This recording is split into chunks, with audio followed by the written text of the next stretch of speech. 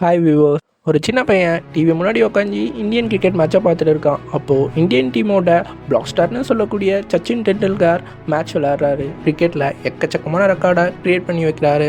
அப்போ தெரியாது இந்த பையனுக்கு இந்த ரெக்கார்டெலாம் பிரேக் பண்ண போகிறது நம்ம தான்ட்டு. இந்த பையன் தான் இந்தியாவோட டெஸ்ட் மேட்ச்னாலும் சரி, ஓடிஐ மேட்ச்னாலும் சரி, அந்த எல்லா மேட்சையும் தெரிவிக்க விட்டவர். இந்தியாவோட அக்ரெசிவ் ஒரு பிளேயர்னா இவரை சொல்லலாம். அவர் தான் விராட் கோலி.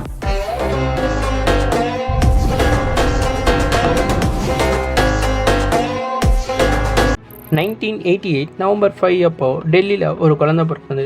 அந்த குழந்தையோட அப்பா ஒரு கிரிமினல் லாயராகவும் அம்மா ஒரு ஹோம் மேக்கராகவும் நார்மலான ஒரு மிடில் கிளாஸில் அந்த குழந்தை பிறக்குது. அந்த குழந்தை பிறந்து ஒரு 3 வயசுலேயே கிரிக்கெட், அதாவது பேட்டிங் செம்மையாக பண்ணுது. அதை அவங்க அப்பா பார்க்குறாரு. நம்ம மகனுக்கு ஒரு வேளை கிரிக்கெட்டில் இன்ட்ரெஸ்ட் இருக்குமோ அப்படின்ட்டு அவர் அப்பவே மனசில் நினச்சிக்கிறாரு. அதுக்கப்புறம் அந்த பையன் சின்ன வயசில் எல்லா பசங்களும் மாதிரியும் நார்மலாக தான் விளையாடுது. அதுக்கப்புறம் ஒரு நாள் தெருவில் கிரிக்கெட் விளாட்றப்போ மற்ற பசங்களோட இந்த குழந்தை மட்டும் ஒரு எஃபிஷியன்ஸாக கிரிக்கெட் விளாடுது. இதெல்லாம் பார்க்குற பக்கத்து வீட்டுக்காரங்க அவங்க அப்பா கிட்டே போயிட்டு, உங்கள் மகன் கிரிக்கெட் சூப்பராக விளாட்றான், ஒரு நல்ல கிளப்பில் சேர்த்து வைங்க, பையன் எங்கேயோ கிரிக்கெட்டில் போவான் அப்படின்ட்டு சொல்கிறாங்க. இதையும் அவங்க அப்பா நோட் பண்ணிக்கிறாரு. அதுக்கப்புறம் ஸ்கூல் டேஸில் கோலி செமையாக ஸ்கூலில் படிக்கிறது மட்டும் இல்லாமல் ஒன்னொன்றுத்துலேயும் செமையாக இருக்கார். அதுதான் கிரிக்கெட். அவங்க டீச்சர்ஸ் எப்போவுமே உங்கள் மார்க்கை சொல்லணுன்னே உங்கள் பையன் சூப்பராக கிரிக்கெட் விளாட்றாரு அப்படின்ட்டு அவங்க அப்பா கிட்டே சொல்லுவார். இதெல்லாம் பார்த்து அவங்க அப்பா ஒரு நாள் அவங்க மகக்கிட்ட போயிட்டு, உனக்கு கிரிக்கெட்னால் ரொம்ப பிடிக்குமாடா அப்படின்னு கேட்குறாரு. அதுக்கு கோலி சொல்கிறாரு, கிரிக்கெட் தான்ப்பா உயிர் அப்படின்ட்டு. இதை கேட்ட உடனே அவங்க அப்பாவுக்கு செம பெரிய சந்தோஷம். ஏன்னா அவருக்கும் கிரிக்கெட்னா அவ்வளோ பிடிக்கும். உடனே அவங்க அப்பா 1998 டெல்லியில் இருக்க கிரிக்கெட் அகாடமியில் அவனை சேர்த்து விடுறாரு. இதுவரையும் தெருவிலே விளாண்டுருக்கு ஒரு கிரிக்கெட் அகாடமியாக கிடச்சிருக்கு. அதில் இவர் எக்கச்சக்க டெக்னிக்ஸை கிரிக்கெட்டில் கற்றுக்கிறாரு. 2002 இவர் டெல்லி அண்டர் 15 டீமில் செலக்ட் ஆகுறாரு. 2004 ஒரு மேட்ச் ஒன்று நடக்குது. அந்த மேட்ச்சில் மிகப்பெரிய சாதனை பண்ணுறாரு கோலி.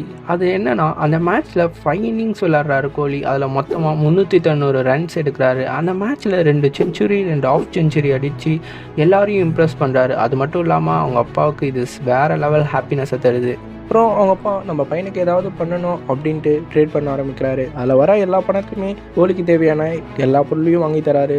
இதுக்கப்புறம் கோலி வேறு லெவலில் விளையாடுறாரு. 2004 டெல்லியோட அண்டர் 18 டீம்ஸில் விராட் கோலி செலக்ட் ஆகிறாரு. இவர் செலக்ட் ஆகிட்டு அதுக்கப்புறம் சும்மா இல்லாமல் அதே வருஷத்தில் நடந்த விஜய் மோர்ச்சரி டிராஃபியில் மேட்ச் ப்ளே பண்ணுறாரு. அந்த மேட்ச்சில் இவர் 7 இன்னிங்ஸ் விளையாடி 757 ரன்ஸ் எடுக்கிறாரு. யாரா அந்த பையன் 17 வயசுலேயே 757 ரன்ஸ் எடுக்கிறான் அப்படின்ட்டு செம பெரிய இன்க்ரெடிபிள் அச்சீவ்மெண்ட் பார்த்து இந்தியன் ஜாம்பவான்ஸ்களே எல்லாரும் ஒரு நிமிஷம் திரும்பி பார்க்க வச்சவர். இந்தியாவோட அண்டர் 19 டீமில் கோலி செலக்ட் ஆகிறாரு. கோலி இதில் செலக்ட் ஆனதுனால அவர் ரஞ்சி ட்ராஃபியில் விளையாடுற சான்ஸும் கிடைக்குது. இந்த மேட்ச்சில் கோலி டெல்லி டீமுக்காக விளையாடுறாரு. இந்த டைமில் தான் விராட் கோலிக்கு எதிர்பாராத விஷயமா ஒன்று நடக்குது. இந்த மேட்ச் ஸ்டார்டிங்கில் விராட் கோலி ஒரு 20 ரன் தான் எடுக்கிறாரு. டெல்லி டீம் கம்மியான ரன் தான் எடுத்திருக்காங்க கம்பேர்ட் டு கர்நாடகா டீம். அன்றைக்கி நைட்டு அவர் வீட்டுக்கு போகிறாரு. அன்றைக்கி நைட்டு இந்த மேட்ச்சில் எப்படியாவது ஜெயிக்கணுன்ட்டு விராட் கோலி வீட்டுக்கு போயின்னு இருக்காரு. அன்றைக்கி நைட்டு தான் எதிர்பாராத விதமாக அவங்க அப்பாவுக்கு ஹார்ட் அட்டாக் வருது. நைட்டு 3 மணிக்கு ஆம்புலன்ஸுக்கு கால் பண்ணுறாங்க. ஆனால் ஆம்புலன்ஸ் வரல. அவர் முன்னாடியே அவங்க அப்பா இறந்து போகிறாரு. அடுத்த நாள் மேட்ச். இந்த நியூஸ் கேட்ட டீம் கோச் கோலி, நீ மேட்ச்க்கெலாம் வர வேணாம், அந்த இடத்துல தான் இருக்கணும், அதுதான் கரெக்டுன்னு சொல்கிறாரு. ஆனால் கோலி அடுத்த நாள் மேட்ச்சுக்கு கிரவுண்டில் வந்து நிற்கிறாரு. கோச்சு அவர்கிட்ட வந்து, நீனா பைத்தியமாடா, அந்த இடத்துல இல்லாமல் இங்கே வந்து இருக்கிய அப்படின்னு கேட்குறாரு.